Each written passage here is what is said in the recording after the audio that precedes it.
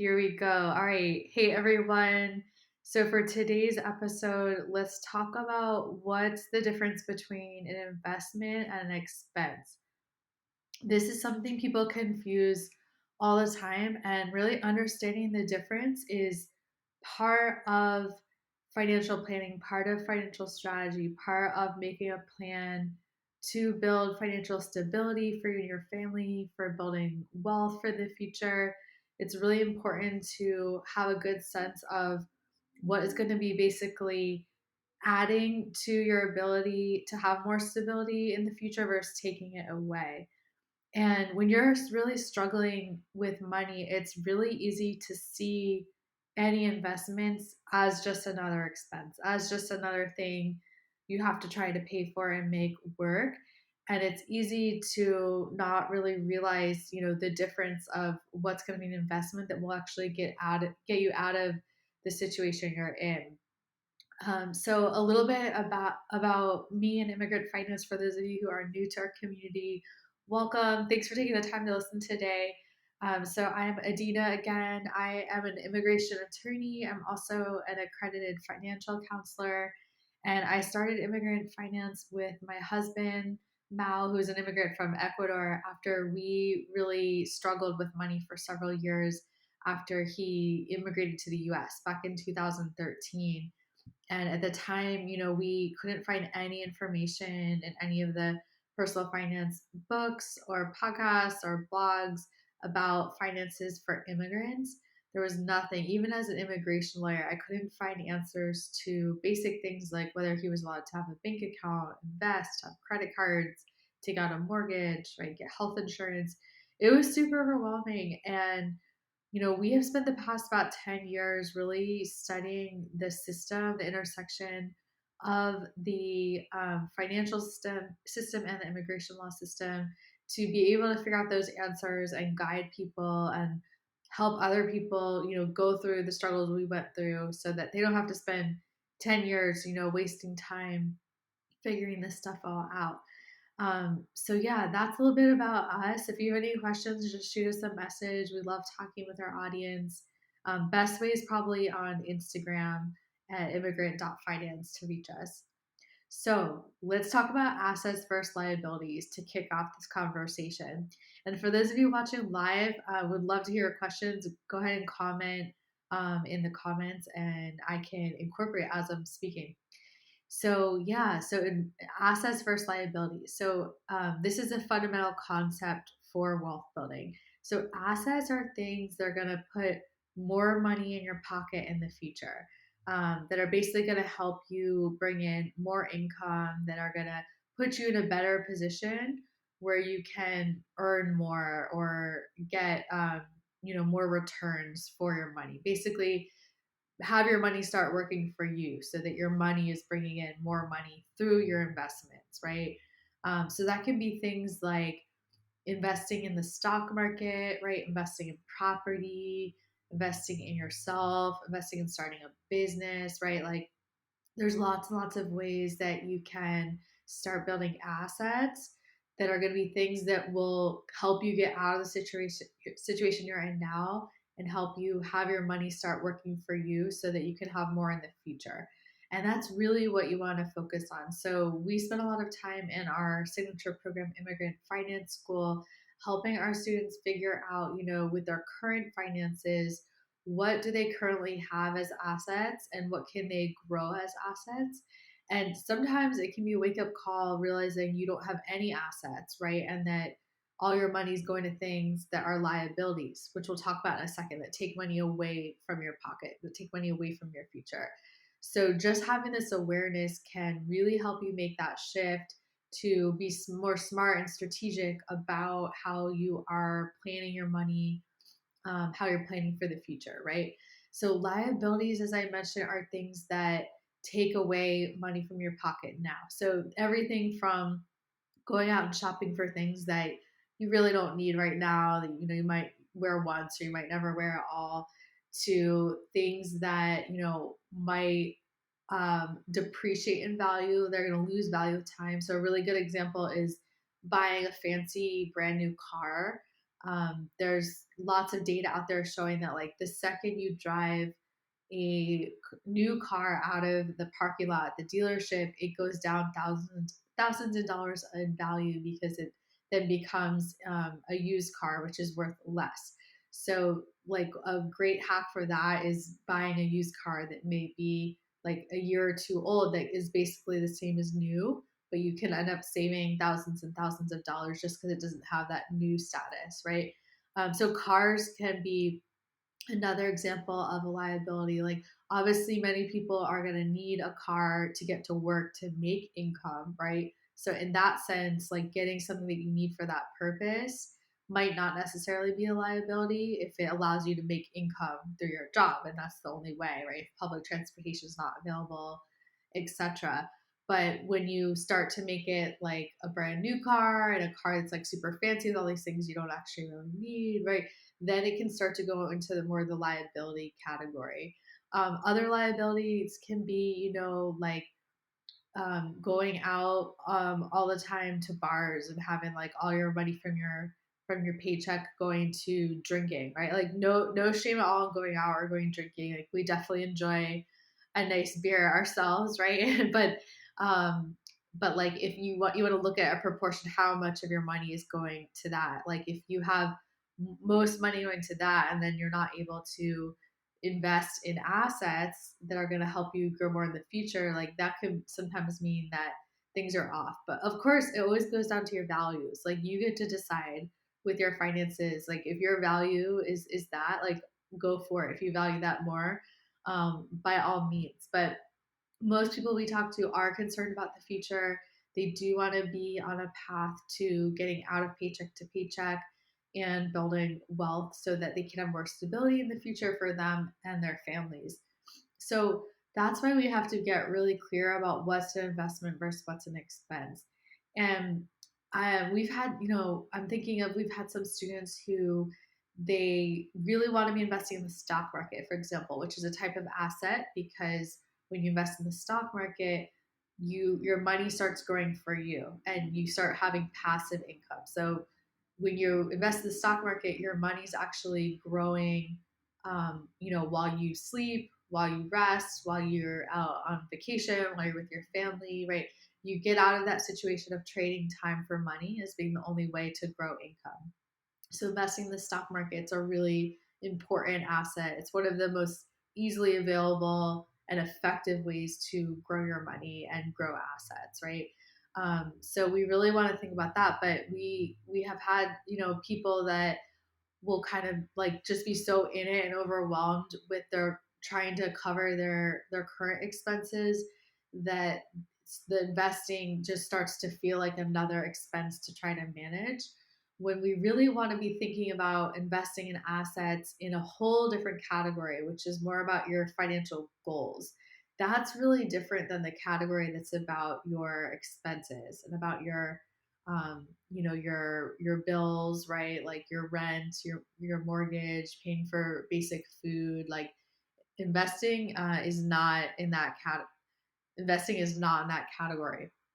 So it's so important to see it in a different bucket, because if you see investing or other asset building as just another expense, you're always going to be like just kind of, dreading it, not feeling good about it, right? Like not prioritizing. It's really hard to prioritize something if you don't feel good about it, right?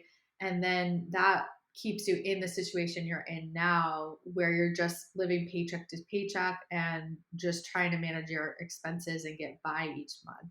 So we want to get to a position where we start to put our goals in the driver's seat, where we start to see things that can help us build assets, that can help us um, make our money start working for us and give us more money in the future, as things that are investments, not expenses. So these are things that aren't like something we have to do, that, oh man, just another bill, another expense. I got to add this to the electricity bill and the internet bill and my phone bill and my rent. Like that really cuts off that energy of money that we need to be able to grow and expand money, which is what your financial goals are all about. And this really comes down to being super mindful with your budgeting, right? So we teach something called goal driven budgeting, which is all about budgeting around your goals and having them be in charge of your financial plan. That doesn't mean that you can't enjoy life now, right? Like, in fact, we really encourage our students to have a third category that's for enjoying life now. If you don't do that, it's none of it's going to be sustainable or fun, right? It'll just be like a crash diet that it doesn't work, right? So it's so critical that we get clear about what our goals are and evaluate our goals to understand what is going to be an asset, what's going to be an investment versus what's going to be a liability or just another expense, and start making decisions that way. So you can think of it as like doing an inventory, looking at your finances and how you're spending money, where you're putting each dollar, and look and see what's going to assets and what's going to liabilities. What's going to get you out of the situation you're in now and what's going to keep you where you are.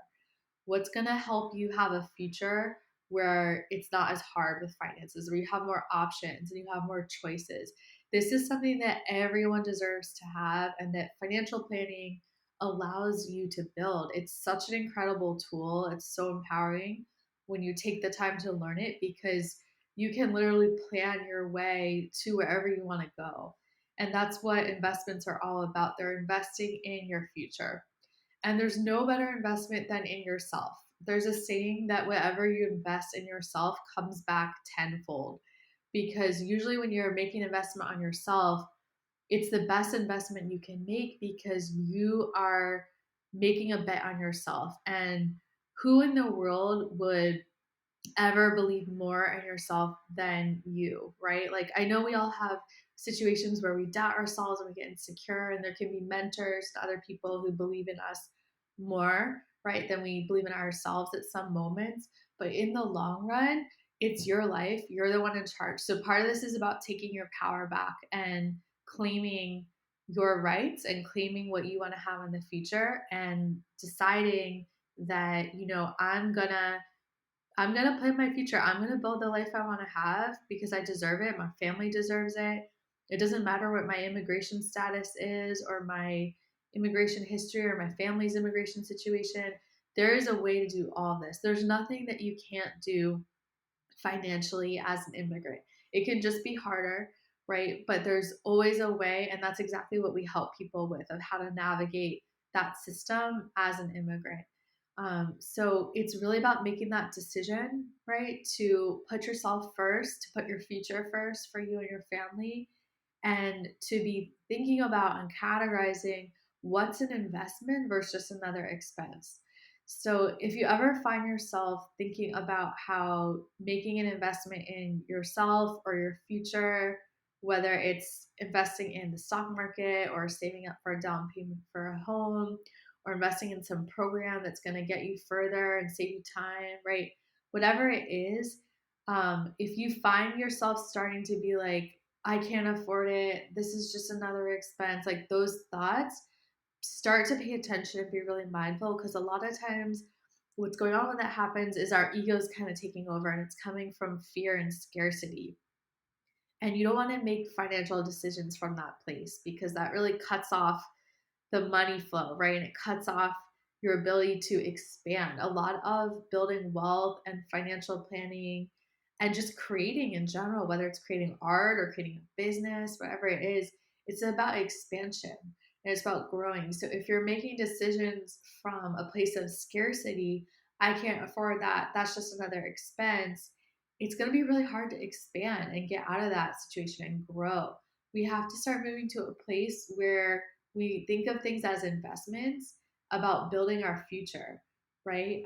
So this was a really hard lesson for me to learn personally, to be honest. Like, I only understood this concept and learned about it in the past few years, and it was a huge transition. I remember, when we were first starting our online business, like every little thing we were nickeling and diming, doing everything ourselves, trying to avoid having to pay for any softwares by doing everything free. And we made it work, but just it was so inefficient. And we were spending most of our time doing like administrative stuff instead of doing the work to help people, right? And getting the information out that we need to get out and working with our students and coaching them and being there for them.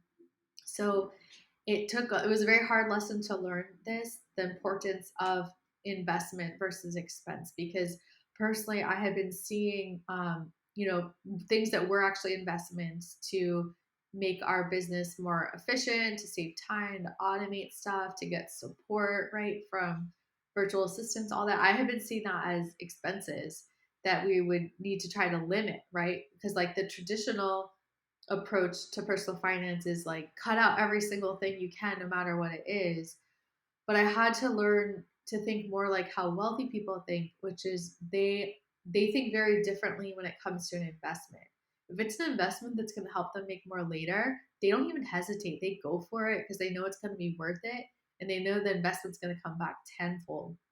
So knowing that, started making really different decisions. Like for example, applying to get the immigrant finance logo trademarked, for example. I could have tried to figure out my own. I am a lawyer, but I don't specialize in trademark law, no background in that. I could have spent months learning it all and doing it myself and probably messing it up and, negatively affecting the outcome. But instead, I realized this is an investment for the future. We need to see this as an investment. This is going to be important to protect our intellectual property. So I didn't go for the cheapest lawyer I could. I went for the right lawyer who was a good fit, who was going to be able to get the job done, who specialized in working with online creative, business owner, entrepreneurs, right? Like all of that, someone who had a lot of experience. And it was a lot of money, but I knew this is an investment, not an expense. So it made it a lot easier to take that leap of faith. And I'm so glad I did that, right? Because we did need more advanced support on that. And we have done that with other things in our lives, applying that lesson ever since, whether it's in our business or in our personal life and investments. I invest all the time in working with mentors and coaches who are going to teach me new things, teach me new ways of thinking, teach me how to have the mindset I need to have to make the impact I want to have, right? All of those things, and they're investments, and so the price is always worth it. It's if you find the right person who's the right fit, who's gonna solve a problem you have and teach you something that you need to learn and save you time from having to figure it out all yourself, right? Save you years, right? Save you the anxiety and the pain and the frustration of the process.